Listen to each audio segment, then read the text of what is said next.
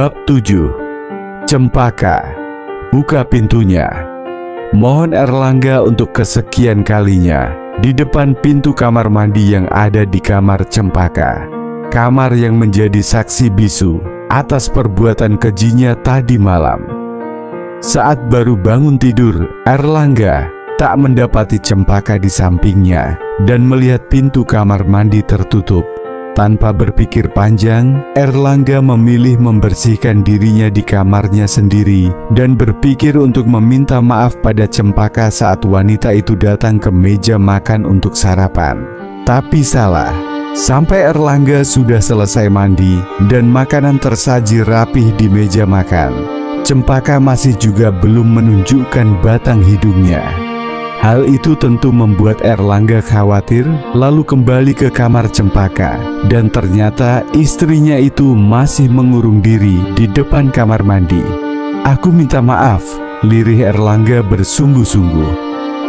"Sungguh, aku tak berniat menyakitimu seperti sekarang. Seharusnya aku tak pulang dalam keadaan mabuk tadi malam," ucapnya tanpa mendapat balasan dari orang yang diajaknya bicara. "Cempaka, keluarlah. Apa yang kau takutkan? Kau takut Liam tak menerimamu?" Melihat tak ada jawaban dari dalam membuat Erlangga menghela napas panjang sebelum kembali berbicara. "Kalau itu yang kau takutkan, maka aku akan memberitahu dan menjelaskannya pada Liam," kata Erlangga bersungguh-sungguh. Tapi lagi-lagi tak ada balasan dari dalam kamar mandi, membuat Erlangga hanya bisa mengacak rambutnya frustasi sebelum berjalan menjauh untuk mengambil ponselnya dan meminta Liam untuk datang membujuk Cempaka agar mau keluar dari ruangan tersebut. Tak lama setelah Erlangga menghubungi Liam dan memberitahu keadaan Cempaka, pria itu datang dengan raut wajah cemas bercampur marah. Wajah cemasnya tak bisa ditutupi, tapi dirinya memperlihatkan wajah marahnya saat berhadapan langsung dengan Erlangga yang menyesal dan merasa bersalah. "Aku akan mengurusmu setelah menenangkan Cempaka," ucap Liam menatap tajam Erlangga sebelum kembali melangkahkan kakinya menuju ke tempat Cempaka berada. Setelah memastikan Liam masuk ke dalam kamar Cempaka, Erlangga hanya bisa berdiri di depan kamar tanpa mengucapkan sepatah kata pun dan mempercayakan semuanya kepada Liam. "Tok, TOK, sayang, buka pintunya. Aku mohon jangan kayak gini, aku khawatir." Mohon Liam sambil mengetuk pintu kamar mandi setelah mencoba membuka beberapa kali, tapi tak berhasil. Ceklek. Pintu terbuka menampilkan wajah pucat Cempaka yang menatap Liam dengan tatapan malu dan juga merasa bersalah. "Maaf," lirih Cempaka sebelum kembali meneteskan air matanya untuk kesekian kalinya. Hal itu membuat Liam langsung membawa tubuh yang basah itu ke dalam pelukannya sambil mengusap sayang punggung wanita itu. "Shit, ini bukan salah kamu. It's okay, semuanya akan baik-baik saja," balas Liam lalu mengecup singkat kening Cempaka. Liam melepaskan pelukannya, kemudian menangkup wajah pucat Cempaka untuk menatap wajahnya. Tangannya terulur untuk mengusap sisa air matanya, lalu mencium mata tersebut lumayan lama. "Aku nggak marah. Jangan kayak gini lagi, oke? Aku khawatir sama kamu," ucapnya bersungguh-sungguh. Bukannya berhenti, Cempaka justru semakin menangis dan kembali menabrakkan tubuhnya yang sebatas bawah dada pria itu ke dalam pelukannya.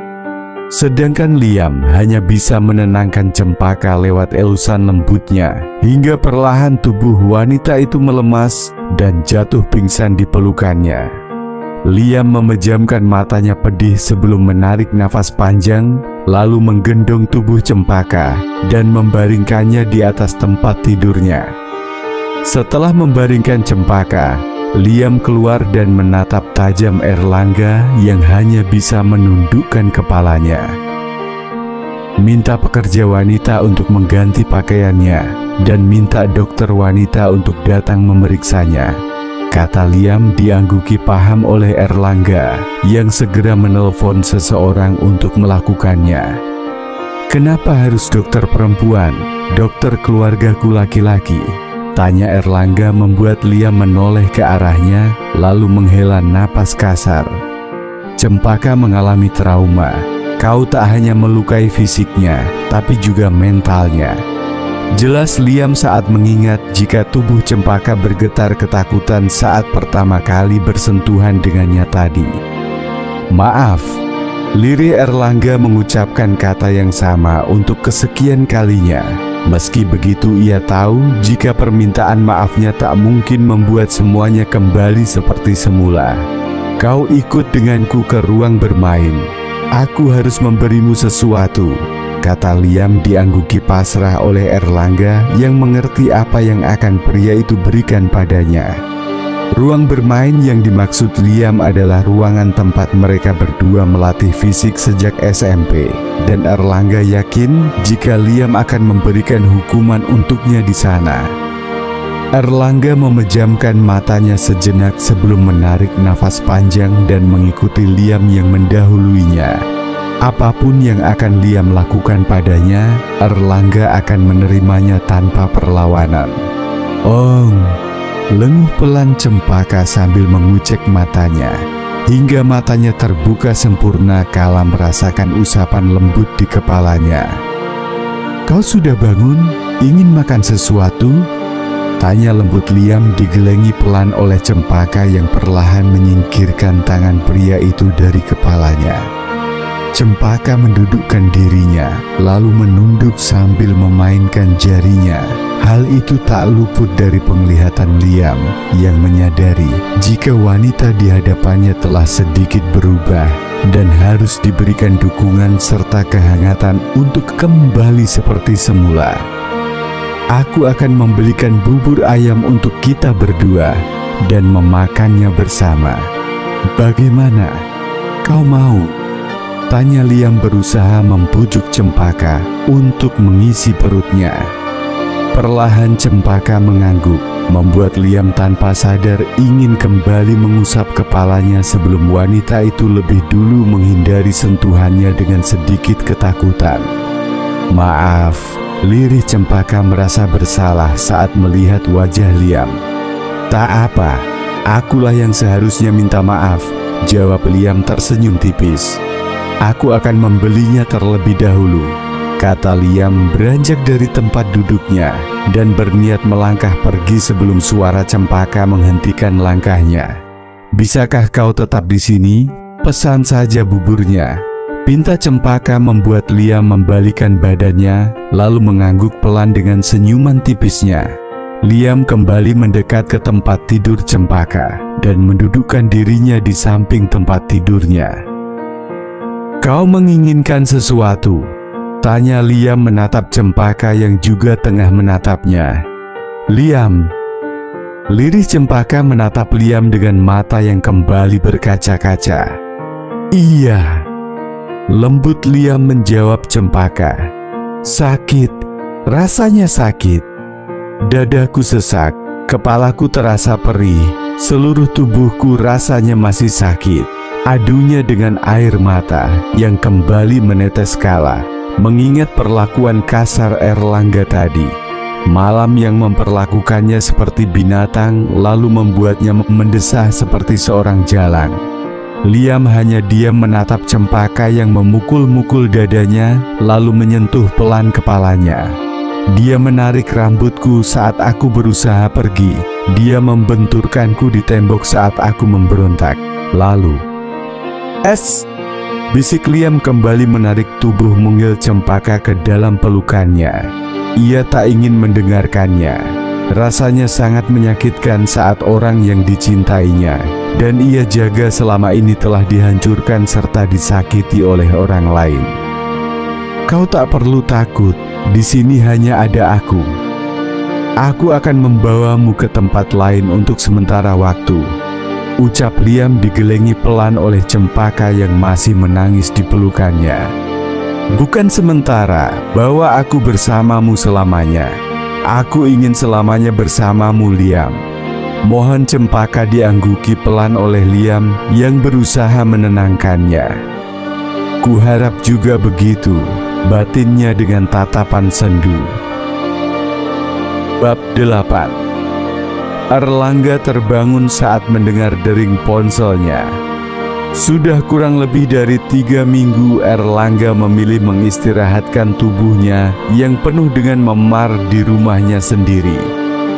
Erlangga menyerahkan semua pekerjaan kantor pada sekretaris sekaligus tangan kanannya untuk sementara, sedangkan dirinya berbaring untuk penyembuhan luka di wajah dan tubuhnya, serta membiarkan dirinya mengistirahatkan otaknya yang serasa ingin pecah memikirkan masalah yang dialaminya. Saat hendak mengangkat panggilan tersebut, ponselnya berhenti berdering dan bertepatan dengan ketokan pintu di kamarnya. "Nak Erlangga, ini Bibik nganter sarapan," ucap orang di balik pintu. Orang yang baru saja mengetuk pintu kamar Erlangga. "Masuk saja, Bik, pintunya nggak dikunci," jawab Erlangga mempersilahkan. Tak lama wanita yang seumuran dengan tantenya itu masuk membawa nampan berisi makanan, minuman, dan juga obat-obatan. "Jangan lupa diminum obatnya setelah makan," peringat Bibik diangguki patuh oleh Erlangga.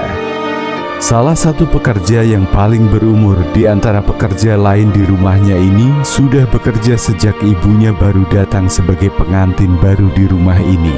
Bahkan mereka berdua sudah seperti teman curhat jika di dapur. Itulah kenapa Erlangga memperbolehkan wanita itu untuk memasuki kamarnya yang tak pernah dimasuki orang lain sebelumnya. "Cempaka belum pulang, Bik?" tanya Erlangga digelengi pelan oleh Bibik. "Ndok Cempaka, kenapa ikut Nak Liam toh, Nak Erlangga? Terus kenapa ini luka-luka Nak Erlangga ada pas Nak Liam datang ke rumah?" tanya Bibik yang akhirnya berani mengungkapkan rasa penasarannya. Erlangga sudah bersikap kasar sama Cempaka sampai dia trauma. Pelan Erlangga menunduk malu untuk mengatakannya. "Nak Erlangga KDRT? Ya Allah Gusti, kok bisa?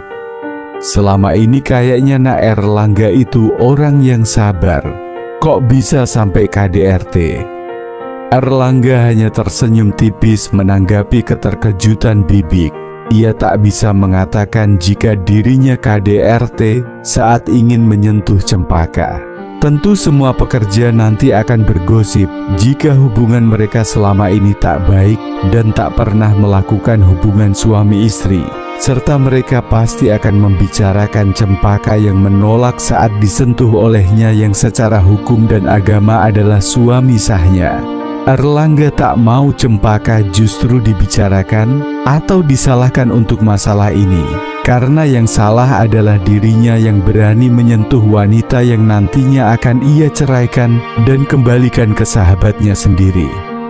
Erlangga pulang mabuk dan gak sengaja ngelukain Cempaka. Jelas Erlangga membuat Bibik mengelus pelan dadanya. "Lain kali jangan gitu ya Nak. Selama ini kamu gak pernah pulang mabuk loh. Kasian Ndok Cempaka," kata Bibik memberikan nasihat pada Erlangga yang menerimanya dengan baik. "Terus pas itu manggil dokter cewek karena itu?" tanya Bibik hati-hati diangguki pelan oleh Erlangga. "Kasian Nak Cempaka, semoga cepat sembuh. Nak Erlangga juga semoga cepat sembuh. Kalau gitu Bibik pamit, mau ke supermarket buat belanja," pamit Bibik diangguki pelan oleh Erlangga. Selepas kepergian Bibik, Erlangga meraih ponselnya dan melihat panggilan siapa yang belum sempat terangkat olehnya, tapi sudah mati. "Larissa," guman Erlangga begitu melihat nama nomor yang baru saja menghubunginya.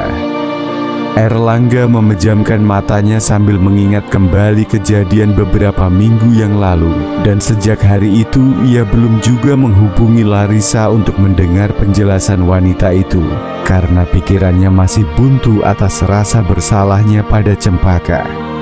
Jika saja Erlangga bisa berpikir jernih dan berusaha bersabar untuk mendengar penjelasan Larissa, mungkin saja kejadian ini tak akan terjadi. Dirinya tak akan pulang dalam keadaan mabuk dan melukai Cempaka yang tak bersalah sama sekali. Erlangga menekan kembali nomor tersebut dan berusaha menghubunginya, tapi tak bisa. Hal itu membuatnya menarik nafas panjang. Erlangga tahu jika Larissa adalah sosok yang memiliki gengsi tinggi, wanita itu tak mungkin menghubunginya atau meminta maaf terlebih dahulu jika tidak mendesak. Tentu saja panggilan Larissa barusan sangat penting, tapi Erlangga justru tidak mengangkatnya. Setelah mencoba berpikir untuk beberapa saat, Erlangga memutuskan turun dari tempat tidurnya dan berusaha berdiri. Lalu setelah memastikan jika fisiknya sudah kembali pulih, Erlangga melangkahkan kakinya menuju lemari pakaian dan mengganti pakaian tidurnya dengan pakaian yang lebih layak digunakan untuk keluar rumah. "Mau kemana, nak? Memangnya sudah sembuh?" tanya Bibik saat melihat Erlangga turun dari tangga dengan pakaian yang sudah rapi. Erlangga pamit keluar sebentar, Bik. Pamit Erlangga diangguki dengan berat hati oleh Bibik. "Assalamualaikum." "Waalaikumsalam, hati-hati." "Kau masih berusaha menghubunginya?" tanya Yoga setelah berhasil merebut ponsel milik Larissa. "Kak, kembaliin." Marah Larissa berusaha merebut ponselnya dari genggaman kuat Yoga. "Diam!" bentak Yoga yang sudah muak dengan Larissa yang selalu membantahnya. Larissa berusaha keras menolak pernikahannya bersama Rifki yang merupakan pria baik-baik dan tetap memilih pria yang jelas-jelas sudah memiliki istri tapi tetap menjalin kasih dengannya. "Apa yang kau harapkan dari Erlangga? Pria itu bahkan sudah memiliki istri. Apa kau berniat menjadi yang kedua?" bentak Yoga membuat Larissa kembali meneteskan air matanya. "Berusahalah menerima Rifki sebagai suamimu, maka semuanya akan baik-baik saja setelahnya," lanjut Yoga dengan nada suara yang tak sekeras sebelumnya. Ia keluar dari kamar Larissa dan kembali mengunci kamarnya. Kumohon datanglah," lirih Larissa sambil menyembunyikan wajah menyedihkannya di balik kedua kakinya. Larissa mendongakkan kepalanya saat melihat jendela terbuka. Ada niatan untuk kabur, tapi pasti jika dirinya loncat dari jendela kakinya akan memar dan lumayan sakit. Setelah berpikir dan meyakinkan dirinya sendiri, Larissa memutuskan kabur dari pernikahannya lewat jendela kamarnya. "Au!" ringis Larissa saat merasakan pergelangan kakinya yang terkilir setelah dirinya lompat dari jendela. Saat merasa lebih baik, Larissa berusaha berdiri dan menjauh dari pekarangan rumahnya dengan diam-diam tanpa diketahui siapapun, terlebih kakaknya. Di pinggir jalan, Larissa berniat meminjam ponsel milik seseorang untuk menghubungi Erlangga, tapi ia diharuskan berlari di saat kakinya masih sakit karena dirinya melihat kakaknya yang tengah mengejarnya dari kejauhan. "Ah!" teriak Larissa saat tiba-tiba sebuah mobil berhenti tepat di sampingnya dan hampir saja menyerempet tubuhnya. "Larissa!" Larissa langsung menoleh saat mengenali suara tersebut. Tanpa tunggu lama, Larissa langsung membuka pintu mobil dan duduk di samping pria yang sangat ia harapkan akan datang. Dan ternyata pria itu sungguh datang untuk menyelamatkannya. "Jalanin mobil, sebelum kakakku menyusul kita," pinta Larissa dengan nafas yang masih terengah karena kelelahan berlari. "Kenapa?" bingung Erlangga yang belum memahami situasi yang mereka alami. "Jalankan saja mobilnya," tegas Larissa membuat Erlangga mau tak mau menuruti perkataannya meskipun masih dilanda kebingungan. "Ada apa sebenarnya?" tanya Erlangga di sela menyetirnya. "Kakakku menerima lamaran Pak Rifki. dan kita akan menikah malam ini. Erlangga, perhatikan jalan. Erlangga yang terkejut dengan perkataan Larissa jadi tidak fokus dan hampir menabrak anak kecil yang hendak menyeberang. Dan karena teriakan Larissa, Erlangga langsung menoleh ke depan dan membanting setir untuk menghindari anak tersebut. Tapi mobilnya justru menabrak pinggiran jembatan hingga keduanya tak sadarkan diri dan mengundang perhatian banyak orang yang ada di sekitar untuk melihat kecelakaan tersebut. Bersambung. Jangan lupa like, share, dan subscribe ya.